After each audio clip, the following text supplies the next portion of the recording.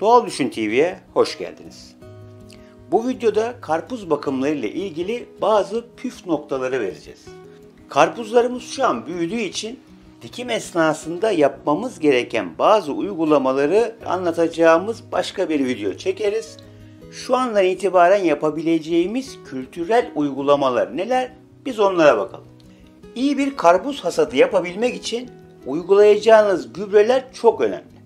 Çiçeklenmeden önceki dönemde yaprak ve dal atması için azotu bir parça daha fazla verip fosforla potasyumu daha az miktarda verebiliriz.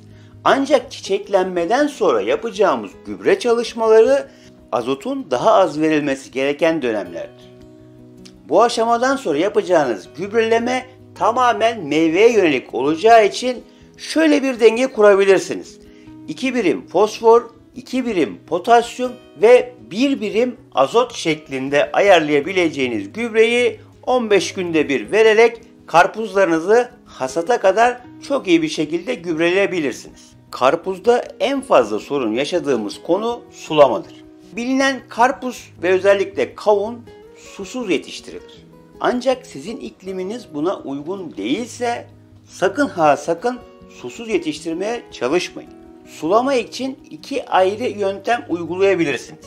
Birinci yöntemde karpuzun en çok su istediği 3 dönem vardır. Bunlardan biri bitkinin gelişme dönemidir, biri çiçeklenme dönemidir, biri meyve oluşumu dönemidir.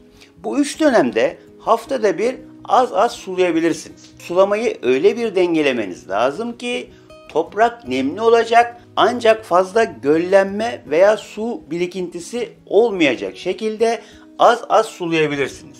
Malçlama yaparsanız çok doğru bir uygulama yapmış olursunuz. Bu yöntemde şunu gözden kaçırmayın. Dişi çiçek döllendikten sonra ortalama 30 gün sonra hasata gelmiş demektir. Hasattan 15 gün önce sulamayı kesmeniz lazım. Döllendikten sonra birer hafta arayla 2 defa su verebilirsiniz. Ondan sonra suyu kesmezseniz lezzetsiz meyve alma şansınız yüksek olur. İkinci yöntemde de şunu uygulayabilirsiniz. En başta fidenizi diktiğiniz zaman bolca can suyu verirsiniz. Bir gün sonra tekrardan sulama yaparsınız. Çiçeklenene kadar bir daha sulama yapmazsınız.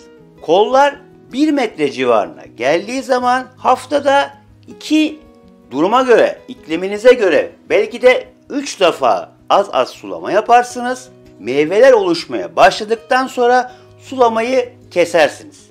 Bir de fazla sulama veya fazla yağışlardan sonra karpuzların çatladığını görüyoruz. Biliyorsunuz karpuzun %95'i sudur. Suyu meyvenin içerisine fazla verdiğiniz zaman aşırı gelişmeye başlayacak. Ancak dış kabuk bu aşırı gelişmeye ayak uyduramayacağı için çatlamak zorunda kalacaktır. Mutlaka kalsiyumlu gübrelerle takviye yapın. Olası sulama hataları nedeniyle karpuzlarınız çatlamasın. Karpuzda budama yapmak şart değildir. Ama yaparsanız çok daha kaliteli meyve elde edeceğinizi söyleyebilirim. Köke yakın olan özellikle döllenmiş meyveleri mutlaka koparın. Çünkü köke yakın olan meyveler çok kaliteli karpuz vermez. Daha çok kollarda oluşan meyveleri büyütmeye çalışın. Bunlar çok daha kaliteli, çok daha lezzetli karpuz olurlar.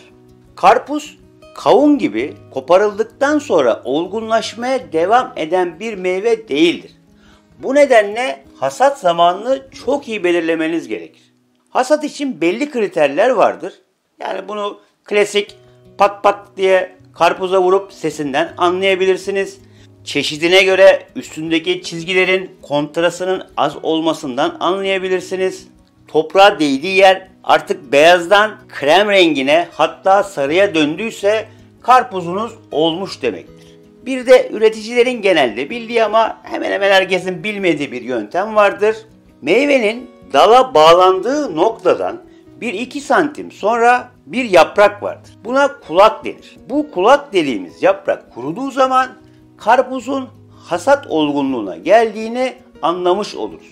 Karpuzun döllenmesi için arılara ihtiyacımız var.